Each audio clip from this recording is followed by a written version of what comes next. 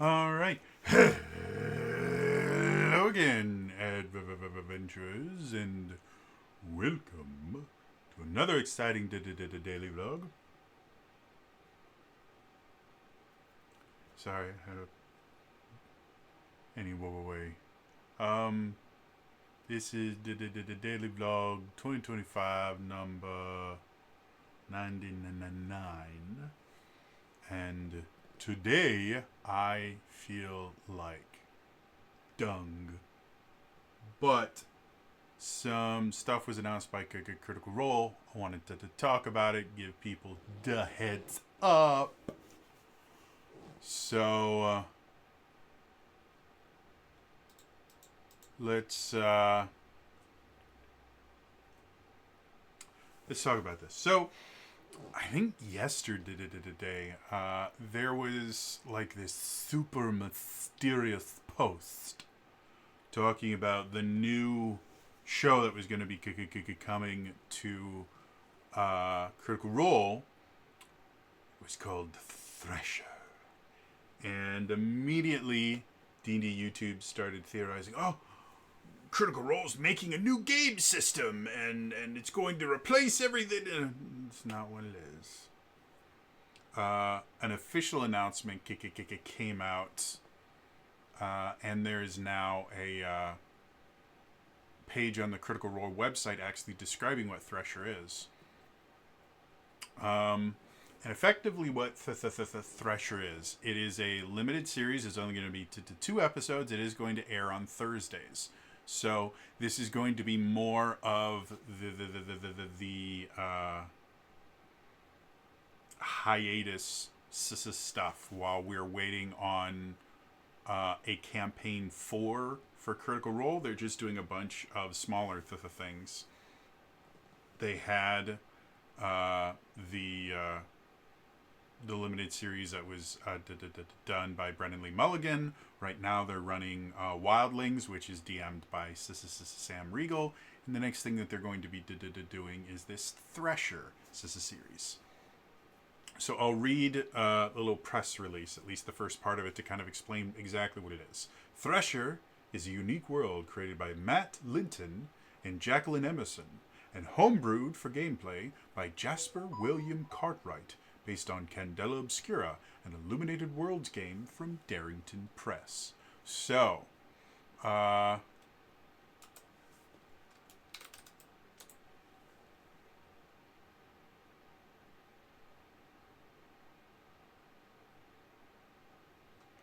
sorry, just getting as much of the information as I can get right now, because again, I feel real bad, and so I'm trying to organize everything. So what does all this mean? Well, effectively, they're going to be playing Candela Obscura, but not.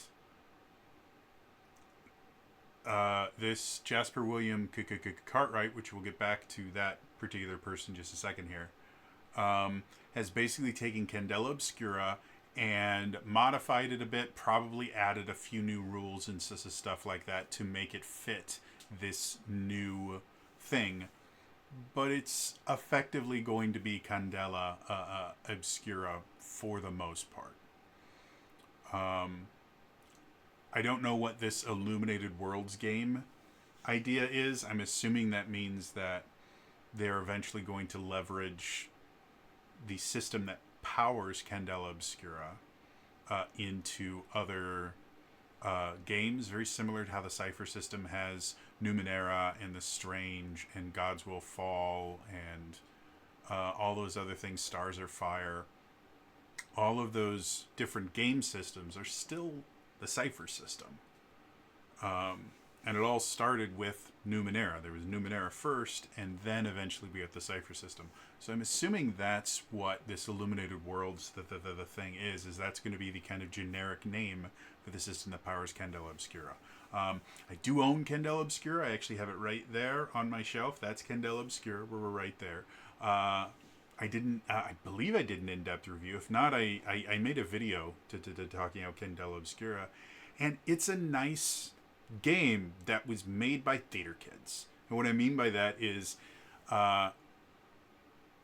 D&D is often pitched as kind of collaborative storytelling, and it is to a point, but it is gamified collaborative storytelling, where something like Candela Obscura is much closer to the idea of collaborative storytelling than D&D is. It is a much more rules light system. There are a lot of emphases put into the game that encourage collaboration between the game master, that I can't remember what they call him in Candela Obscura right now, and the players, in kind of creating the world together. And I like the system. I've never had a chance to play it, but I like the system in and of itself. Again, because I was a theater kid. I was a band geek primarily, but in high school I started getting my theater kid roots, and then I went to school for theater. So I think that that like permanently labels me as the theater kid. So I really, really like that. What Thresher is looking like is it feels like a Cthulhu-esque Lovecraftian style story set at sea, which is not an uncommon place for kind of Lovecraftian horror stuff to happen. A lot of it has to do with the sea. The city of Ryleth is supposedly at the bottom of the sea and things like that.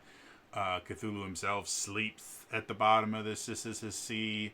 Everybody is under the sea, and everybody knows it's better down where it's wetter. Take it from me. So to me, this is just giving super strong kind of Cthulhu Lovecraft of vibes, which I'm a fan of. I like Lovecraftian horror and the things like that, and I think it can make for some really, really interesting games. And again, I like Candela Obscura, the system, but the system itself is inexorably tied to the setting, or the system itself is inexorably tied to the setting of Candela Obscura. And so the fact that Jasper William Cartwright has quote-unquote homebrewed it probably means that we are getting closer to a standalone Illuminated Worlds generic system, because effectively that's what has to happen. Like Numenera, when you actually look at it, the Cypher system is inexorably tied to the setting of Numenera, to the point where a lot of the ways that you get experience in Numenera involve exploration and discovery, because that's the whole point of Numenera. You're in the 9th world. There are 8 previous civilizations that have risen and fallen that you have to go and explore their ruins and find gizmos and gadgets and things like that. It's one of the reasons I like Numenera so much. So in order to get to a generic Cypher system, you have to start taking out the pieces that are really linked in.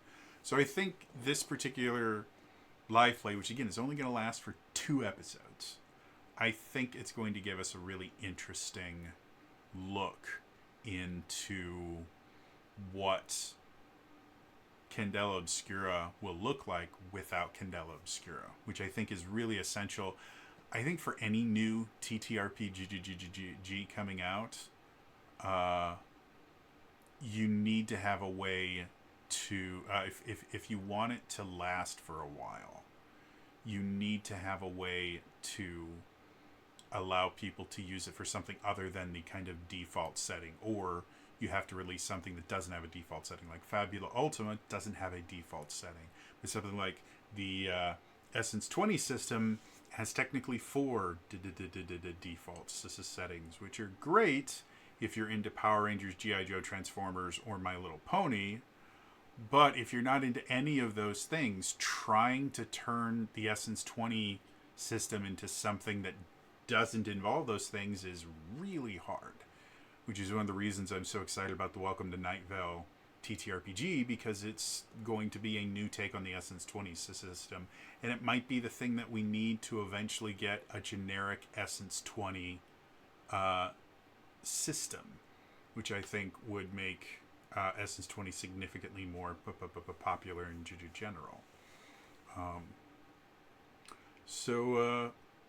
Yeah, I'm interested to see what it is. The actual players are going to be Jacqueline Emerson, Abubakar Salim. I think if I mispronounce your name, I sincerely apologize. Again, I'm not doing well right now. Mark Sherlock Holmes, and then Jane Douglas and Noshir Dalal.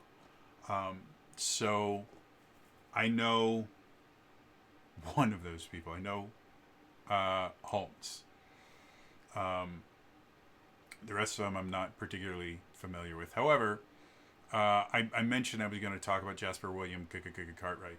I wanted to figure out exactly what this was going to be, and so I started doing my research, and Critical Role is collaborating with a group called 12-Sided Studios, which is a relatively new group. I think it's been around for maybe a year-ish, and it was created by Jasper William Cartwright and then two other people that, for the life of me, I can't remember right now.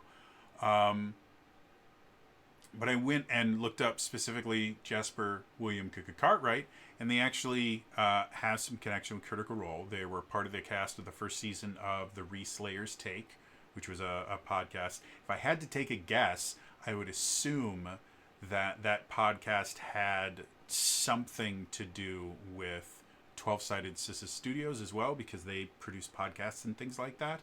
It doesn't say that anywhere, but I would be shocked if they weren't involved in some way, especially since they have Jaspers as part of the cast.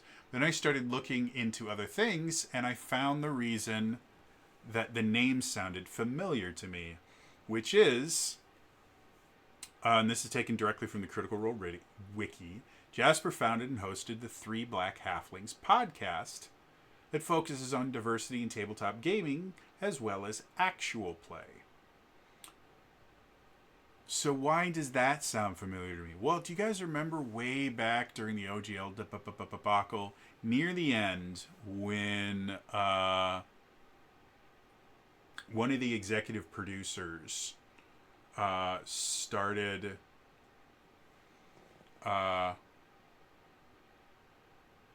sending out one of their executive producers to kind of do some damage control. Basically what happened was this executive producer contacted a bunch of different D&D YouTubers and D&D kind of influencers and said, hey, why don't you, I'll come on your show, you can ask me any questions that you want. And I actually did an entire video talking about the episode with the Three Black Halflings did, interviewing this person because of how incredibly dishonest it was. And if you want to go back and find it, I'm not going to link it anywhere, but it's on the channel somewhere. But effectively, they had this idea, I assume, that they were going to be able to just excoriate this executive producer and make him kind of apologize for everything, and they were going to be able to rip him apart publicly and just look like the heroes. And unfortunately for them, every single question that they asked him, not only did he have an answer to, he had a really good answer for it. And they eventually just started saying things like, well, we don't believe you. Okay. And then they ended the discussion, and they ended the conversation with him and then kept on going so they could say things without giving the executive producer the chance to respond to them, just so they could repaint the situation as, oh, well, he's still the bad guy. And it was so incredibly dishonest and so incredibly alarmist. Like they were trying to convince people that, first of all, the OGL debacle was actually a real thing, and it wasn't. It was based entirely on lies and misinformation, fueled by a journalist who's now a former journalist that just wanted to make their name in the space and now doesn't work in the space anymore. she was that bad. She got fired like 6 months to a year after the whole debacle because she was interviewing Critical Role and pissed them off, amongst just other things of her just being a complete train wreck of a journalist. Um, so yeah, finding out that that particular person is involved in this has not made me particularly happy. Now, as far as I can tell, the only interaction that they have is they are the person that is basically homebrewed Candela Obscura into this Thresher system thing. Which, again, I'm going to say this. I don't believe Thresher is going to be a new system. It might, it probably wouldn't be the worst idea in the world for Critical Role to, if Thresher turns out to be really, really popular, for them to sell the system as well, or maybe even license the Illuminated Worlds system to 12-sided dice and let them sell the system so that both groups could make money off of it. I don't know. I don't think that's going to happen because, again, this is just a 2-episode limited series. I think they just wanted to put something in. Right now, Critical Role is kind of fighting for content because they don't have Critical Role to run, and it's looking like their Daggerheart series that they're going to be running, they're doing everything they can to ensure that it launches near to when Daggerheart launches in early May. And so they still effectively have a month of programming that they have to make up, which I think this is going to get us there. Yeah, because it's episode 1 is April 24th, which is the last Thursday in April, and then the second episode is May 1st, so the first Thursday in May. And I believe Daggerheart releases May 20th. So I don't know if they're going to try and insert one more real short thing before the Daggerheart, but May 20th is just under 3 weeks after the final episode of the Thresher goes live. So that could very much mean that starting on the 8th, they might start running their Daggerheart limited series, which my personal marketing brain would say it would be in their best interest to start playing Daggerheart before it actually launches, so that they can start building up hype and pre-orders and things like that. I was actually surprised that they waited so long, that they're waiting so long to start it. However, it could just as easily be something that they're going to wait until after it officially launches. It's entirely up to them. So we might have effectively two more weeks of non-Daggerheart stuff before we get to this new Daggerheart series, or the new Daggerheart series might actually start on the 8th. We don't know. But we do know what all the programming is on Critical Role going all the way into the month of May. So we're getting closer and closer and closer to Daggerheart being a thing. And I'm excited about that. So, interested to hear from you guys. Are you guys excited about Thresher? Are you not really into the kind of, cosmic horror style stuff that it seems that Thresher seems to be kind of flirting with? Do you like Candela Obscura, or is it just not your cup of tea? Yeah, let me know in the comments down below. Otherwise, it's going to be all for me today. Fuck.